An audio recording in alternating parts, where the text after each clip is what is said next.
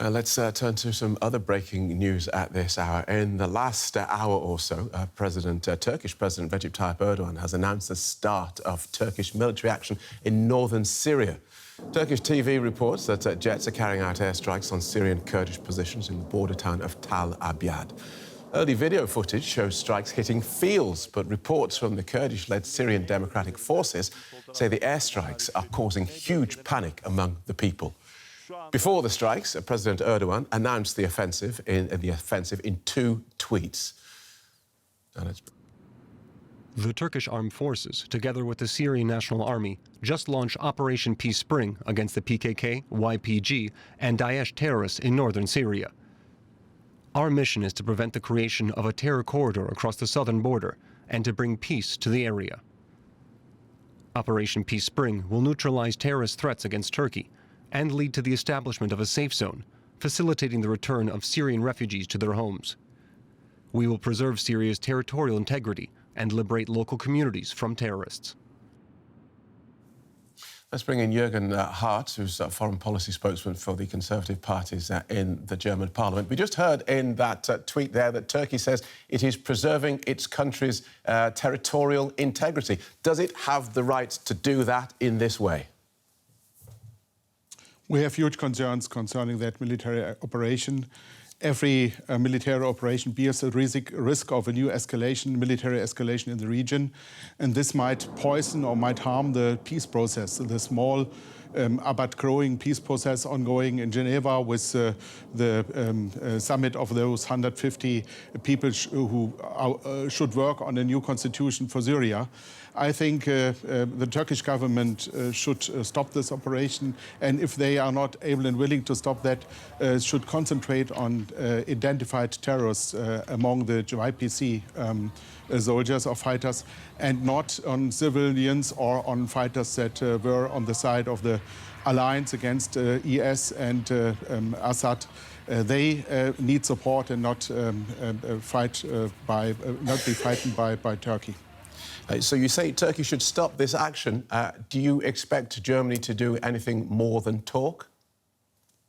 I think, from my point of view, this is also a reason to call the ambassadors of the NATO in Brussels, so that the Turkish government can explain why and how they see that in line with international law, this operation south of the Turkish border. This could be in line with international law in case that they want only to defend Turkey against terrorism coming out of that region, and the normal government of Syria has not a control over that region. But as it looks now, it's more than that, and that would be also against international law. And I think NATO partners should ask that question to the Turkish government immediately. OK. What else? So Germany, as part of NATO, should join that effort to talk Turkey down. What should Germany be doing as a sovereign country about this conflict?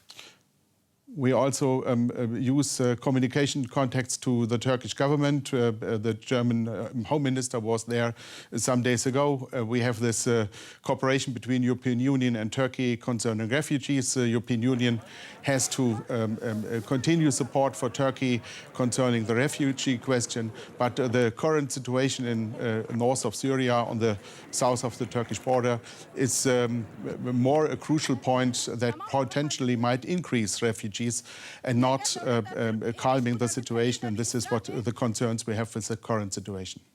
Germany has a significant Turkish population. Do you have any concerns that this action will cause tension or unrest here in the country? We know from the past that in Germany a lot of people are supporting President Erdogan, but others supporting Kurdish population in Turkey and in Syria and in Iraq. We have a debate among those political groups in Germany. I think they should continue by debating that, but my demand on them is to do that peacefully and to discuss the things, but not taking any action against the other groups, because in Germany everyone has the right to state his position, but has not the right to take violent action. Thank you so much for talking to us. Good talking to you. Jürgen Hart, foreign policy spokesman for the Conservative parties in the German parliament. Thank you. So let's go to Turkey, where we join DW correspondent Julia Hahn in Istanbul. Welcome, Julia. What are you hearing about the Turkish military operation? Well, the operation started at 4 p.m. local time, just 3 days after U.S. President Trump's sudden decision to pull back U.S. troops from the area. The decision was announced, as you mentioned, by President Erdogan, who is at the same time the chief commander of the Turkish armed forces. He did not do that as usual in a televised speech, but he did do it on Twitter, which was interesting to me. And we got news now that Turkish warplanes have hit targets in northern Syria, targets, YPG targets of Syrian Kurdish fighters there, ammunition depots, sniper positions. That's according to Turkish officials. Turkish officials who are also very keen on emphasizing that this operation follows the standards of international law. But there is, of course, some very different information and news coming there from the Kurdish side.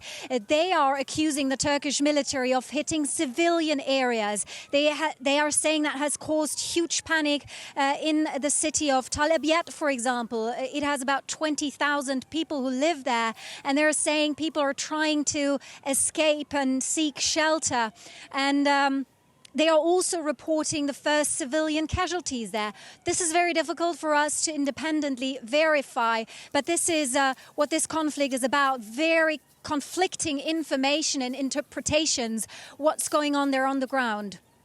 And this Operation Peace Spring, as it's being called, what is its purpose? What is President Erdogan trying to achieve with it? Well, it's Turkey's third operation in northern Syria against the Kurdish YPG militia. I mean, you've mentioned the name there. These military operations always have names that sound very positive, because from the Turkish point of view, this is an operation there to defend Turkey's national security against what they call terrorists. Turkey is clearly saying these YPG militia in Syria are linked to the PKK, a group that has waged a decades-long insurgency here in Turkey. The conflict has killed about 40,000 people. That's the estimate. So now, the way the Turkish media, Turkish officials are phrasing it, this is a security operation designed to create a safe zone for Turkey to possibly resettle about 2 million Syrian refugees in the area. So this is the way they are selling this whole operation now.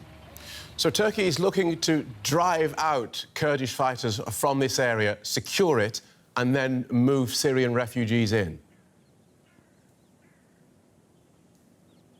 Yeah, but well, it sounds maybe very easy as you say it, but it's a complicated and risky operation, particularly because the Kurdish fighters said that they won't give up the territory without a fight. They have called for a general mobilization. They're calling upon civilians to defend the territory there. And these Kurdish fighters are experienced fighters. They have been trained and equipped by Washington, by the US, and they have battled the Islamic State for years. So they have weapons. They are very determined to defend this territory. So what's going to happen there, and this is the least to say, is we are going to see a very complicated and messy situation there. Julia Hahn in Istanbul, thank you. From Turkey to the United States. Let's go to Washington, where we join DW correspondent Carla. Blanca, welcome, Carla. What reaction from the White House to Turkey's action?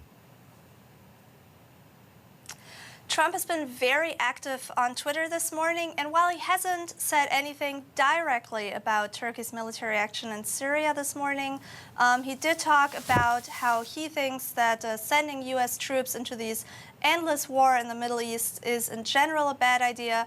And he said, and I quote, "The United States has spent $8 trillion fighting and policing in the Middle East. Thousands of our great soldiers have died or been badly wounded.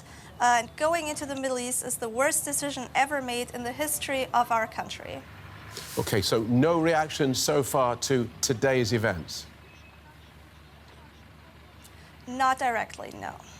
President Trump has said that he would obliterate his word, the Turkish economy, if this incursion goes off limits. Do we know what off limits means? Well, he wisely hasn't made clear where exactly his red line is when it comes to, for example, attacks on the Kurds. What many people here believe is that he had U.S. interests in mind, and that off-limits could refer to Turkey, for example, not really making sure that captured IS fighters are captured and are kept away from Western countries and from the U.S. Now, the president was subject to criticism from both sides of the aisle when he announced that he was withdrawing U.S. troops from northern Syria. Is there any other reaction from either from detractors or supporters at this stage? Yes, Lindsey Graham, a powerful senator on the Republican side from South Carolina, who is known as a Trump supporter, has very heavily criticized the president's decision. And he was active this morning, saying that when it comes to fighting IS, it's a bad idea to outsource American national security to countries like Turkey. He and also Senate Leader Mitch McConnell have been very vocal in criticizing this, and also criticizing it this morning after Turkey's military incursion in Syria. On the Democratic side, none of the heavyweights have yet reacted to these new military actions in northern Syria. But Chris Van Hollen, a Democratic senator, is working on a bipartisan bill together with Lindsey Graham that is supposedly being finalized as we speak. And the goal of this bill is to punish Turkey for attacking, as Van Hollen calls it, our Syrian Kurdish partners. OK. Carla, Blanca in Washington, thank you.